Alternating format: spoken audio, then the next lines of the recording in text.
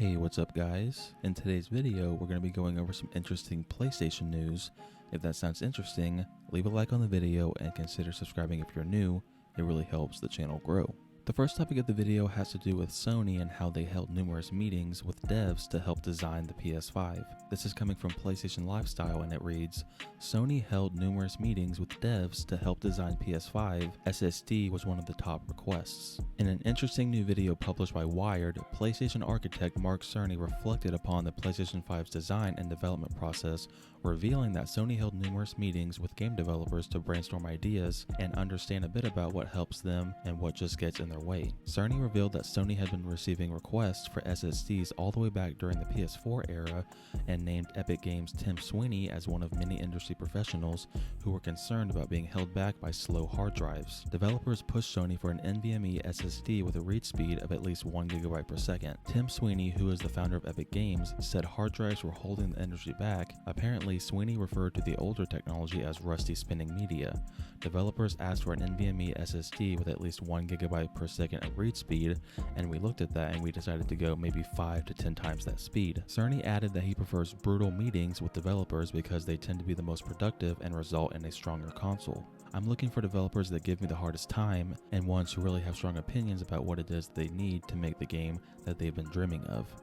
Those are just brutal meetings to be in, but they're good to have because at the end of the day, you're making a stronger console. So yeah, apparently this was actually a YouTube video that was published a couple days ago, and now I haven't watched it, but this is really interesting to me because, you know, obviously at the end of every, or should I say going into every new console launch, you know, Sony and also Microsoft, they ask the developers what they want to be inside as far as hardware inside the next console, and it's interesting to hear that most of the developers were really hoping for a faster SSD. And I'm actually really glad that Sony listened, because for those of you who have a PS5, the SSD speeds and the way, like how fast games load is, sometimes it actually blows my mind. Like the fact that I just turn on my PS5 and I'm on the main menu, like the home screen of the console, and then I click on a game and literally in like 2 or 3 seconds I'm in the game. Like I think with Marvel Spider-Man Miles Morales, like it takes like 3 or 4 seconds to actually end up swinging around New York, like from turning on the console, you know. And a lot of people going into the PS5 release were expecting like games to look like photorealistic, and I think as far as graphics, we're pretty much at that point where graphics can't really get that much better. I feel like the best, at least console graphics will ever be, will probably be within a couple years. And then when it comes to the PS6 and however many more consoles Sony decides to make, I think they'll focus more on hardware stuff like SSD speeds and stuff like that, because that is actually what makes the PS5 feel like next gen. It's how fast like the games actually load. Like it's insanely impressive, you know. And I know Mark Cerny comes up as a really creepy guy, but he's actually a genius, and I'm actually really glad that Sony actually listened to their developers and made the SSD actually one of like the highest things on their check marks that was a part of the PS5.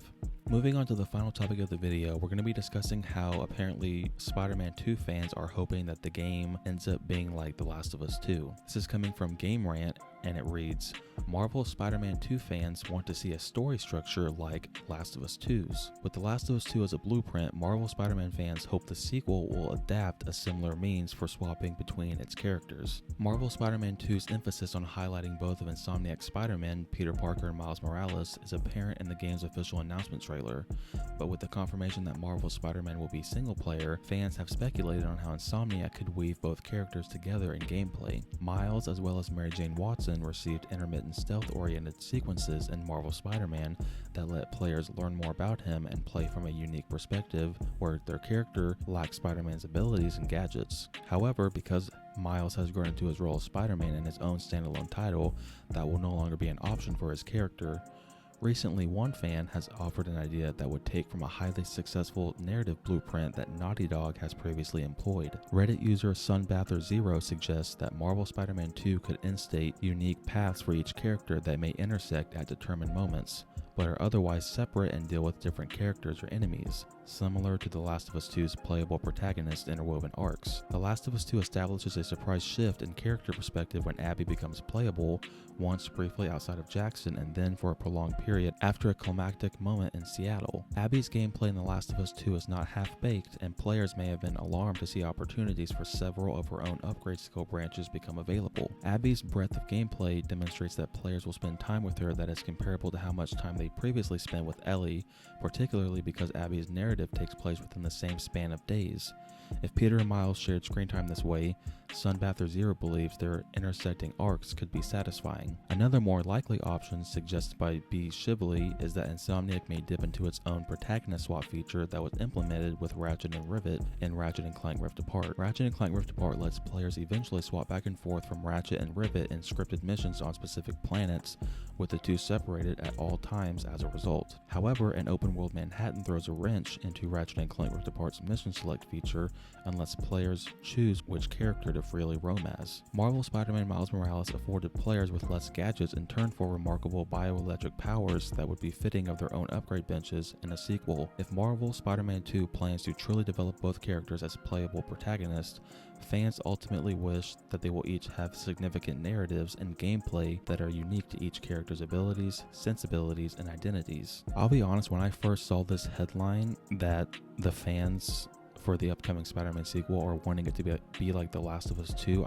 my initial thought was like, maybe for like half the game, they would want us to play as either Miles Morales' Spider-Man or Peter Parker Spider-Man, and then the other half of the game, we'd be playing as maybe Venom, because at the end of that trailer in September, they teased Venom, so Venom's going to be the big villain of Spider-Man 2. You know, if you haven't played Last of Us 2, you would think that Abby is the villain, but if you actually play Last of Us 2, there is no hero and there is no villain. Abby's not a good or a bad person. No one is in both games. So I thought this article was going to go in that direction, but it just focuses on just choosing to play between Miles Morales and Peter Parker. It says nothing about actually playing as Venom. I personally hope that we do play as Venom, at least for like maybe one mission. Like, could you imagine playing as Venom and just like running around New York? Now I know he doesn't like swing around the city like Spider-Man does, but I'm pretty sure he can like jump really like high like the Hulk does, you know, and I feel like the gameplay would be so amazing with like a Venom, you know. But even if we don't get to play as Venom and it's just Miles and Peter, it's still going to be an amazing game regardless. I don't know how they're going to structure the story, because obviously we are going to get to play as both Miles Morales and Peter Parker.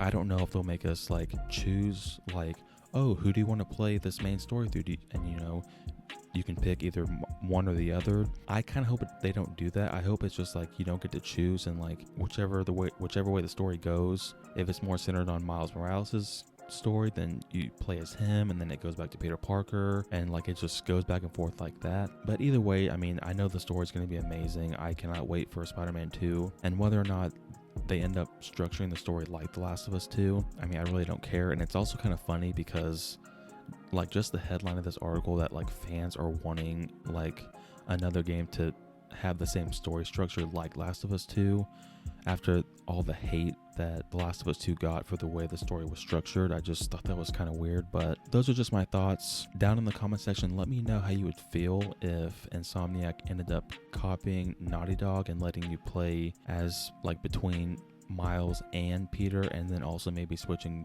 over to Venom to like play as the villain side. Would you be okay with that, or do you want it to be where like you don't get to choose, and whenever you play as Peter, you play as Peter, and whenever you play as Miles, you play as Miles? Thank you guys so much for watching. I really appreciate it. If you enjoyed the video, give it a thumbs up and consider subscribing and turn on the post notification bell so you don't miss my next upload. Until next time, guys, take care.